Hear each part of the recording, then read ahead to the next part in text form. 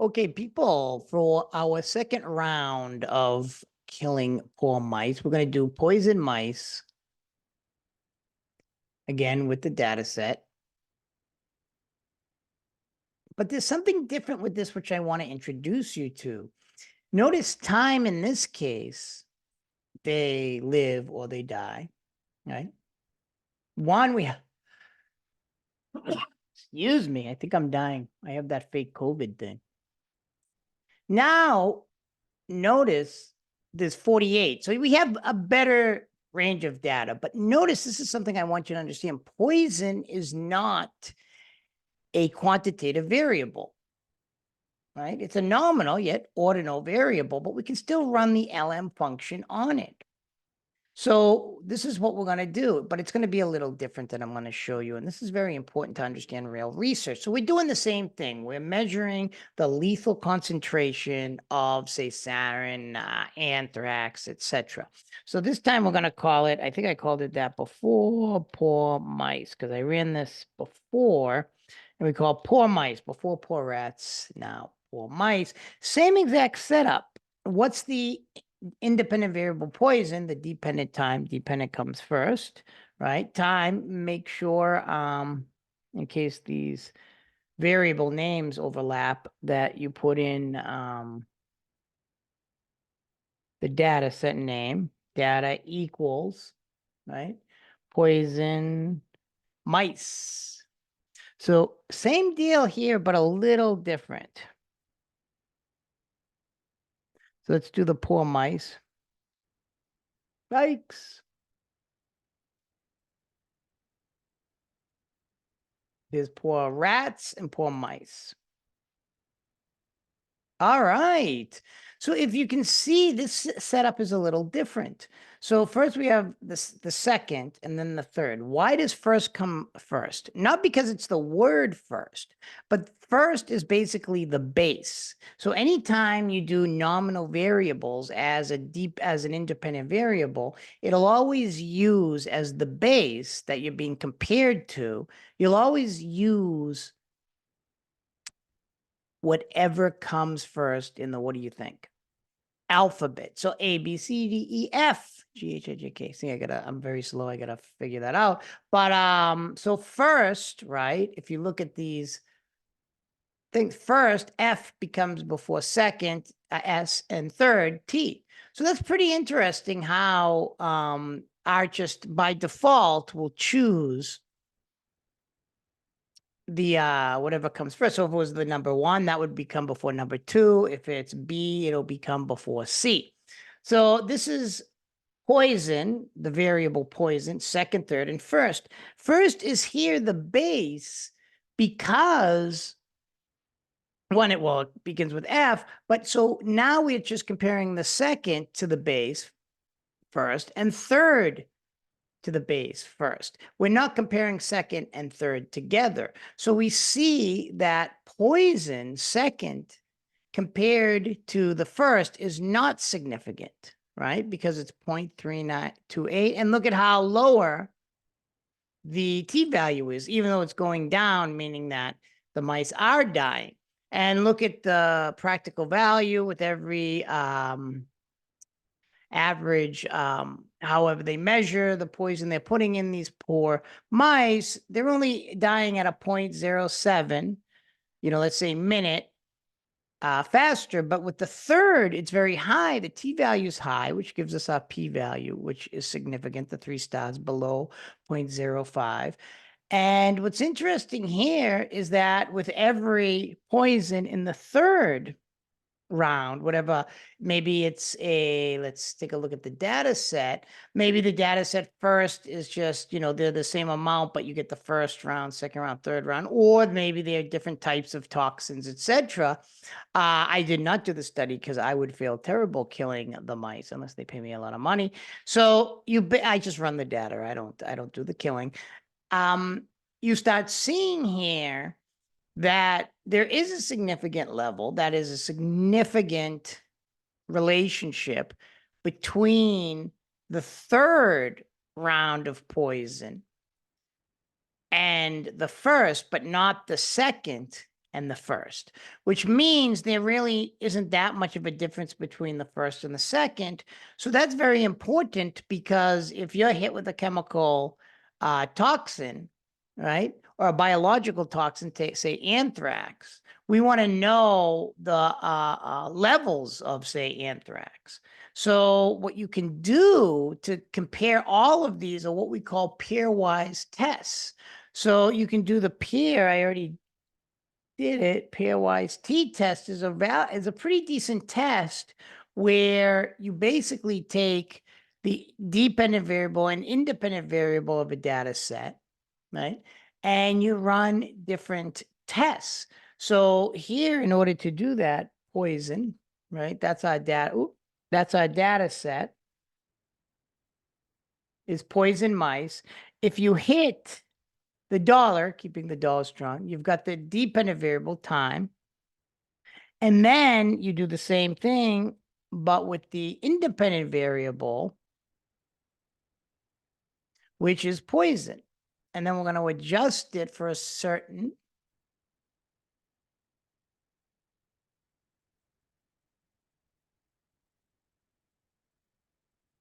test. So this one will use the most conservative Bon, oops.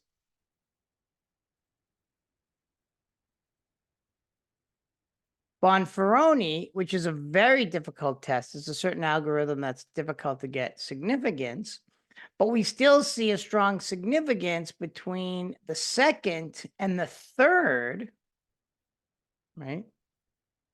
The third and the first, because it's below 0.05, but not the second and the first, just like up here, and it's even worse. So this is giving us a p-value, right? Anything under 0.05 states that it is statistically significant, meaning there is a relationship relative to the base. In this case, up here is first, but then this pairwise test will compare all three. That's why there's first and second, not significant, 0.98.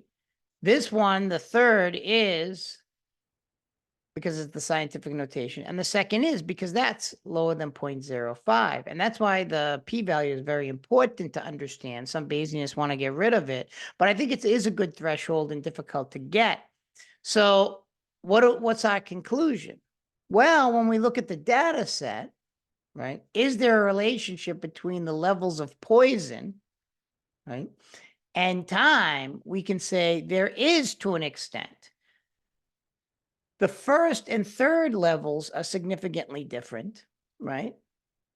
The second and third are significantly different, but the first and the second are not. So to put it in writing, right, we would say the p-value, right, of the first and second levels of poison are not significant, statistically speaking, at 0.9. I'll just say 9 because it's 853. But yet at the same time, I can just copy and paste.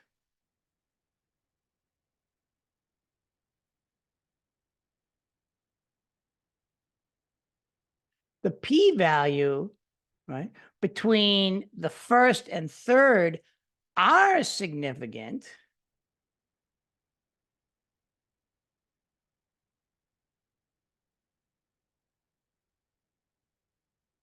right, at, what is it, 1e. Why don't we take this out of the scientific format as we have before and see exactly what the number is.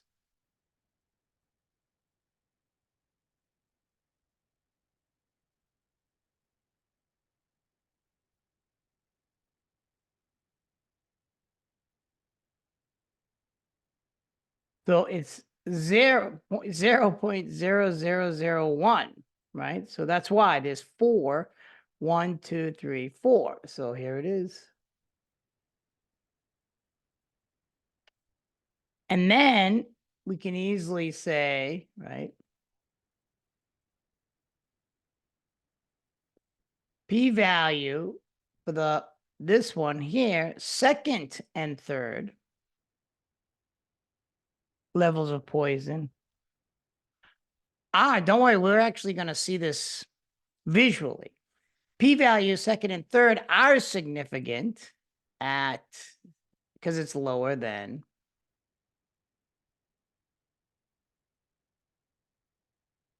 0.05. So that's what this test is telling us, right? This what they call pairwise test.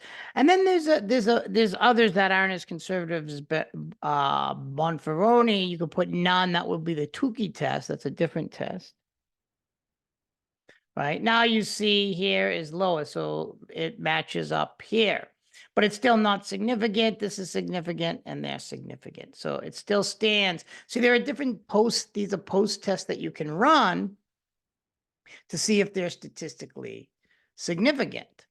But then a lot of people might be like, I still don't get this. And that's perfectly fine. We are going to make a ggplot, but with a little different twist, right? So we're going to use aesthetics. X in this case will be the bottom, and we're still going to use the independent variable, which is poison. And then we're going to time again. This time we're going to use not GG point, but geom box plot. Look at this. That's all you need. So we need 3 colors because there's 3 boxes for the levels, as you can see. For mice, there's 3, first, second, and third. So what colors do we like? Purple. Oosh. I've been using conventional colors. I need help here. I'll just do green. Oh, is olive a color? Let's take a look. No. Pink. Ooh, there we go. Oops, there's an error in my box plot. Let's take a look at my ES. Let's take a look. Poison and time.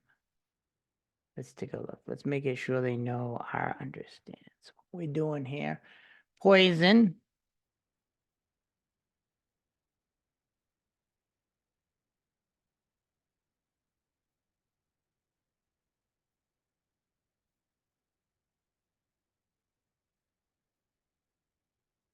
Nope, there's an error in my box plot, and we're going to figure this out.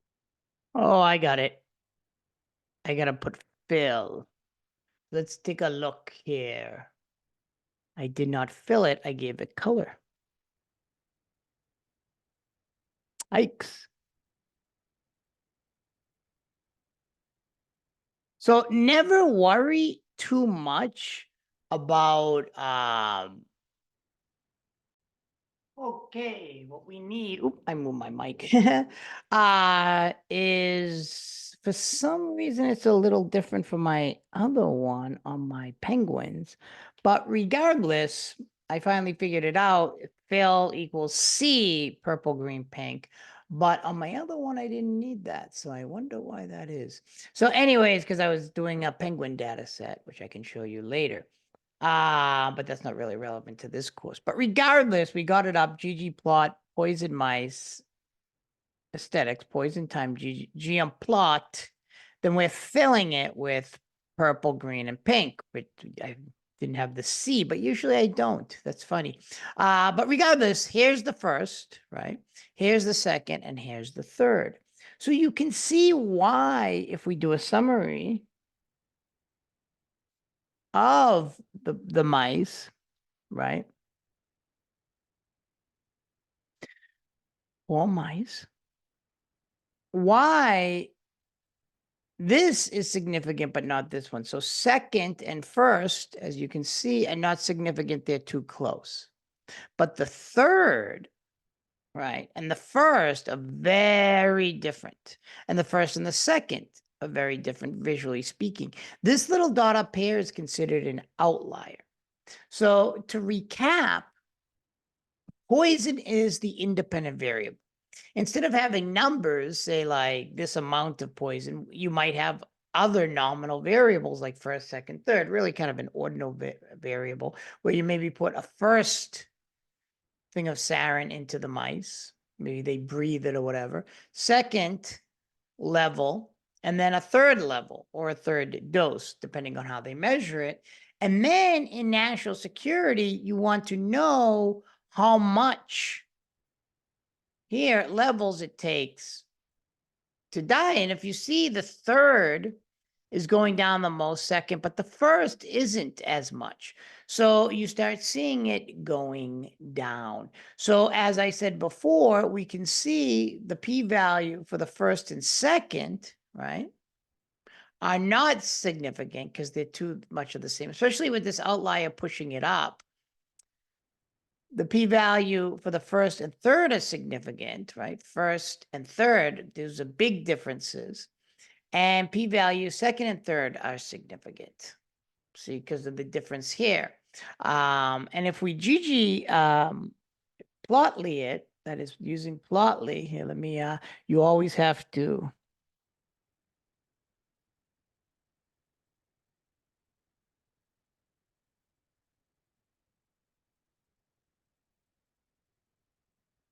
take a look. That was the last one that pops up.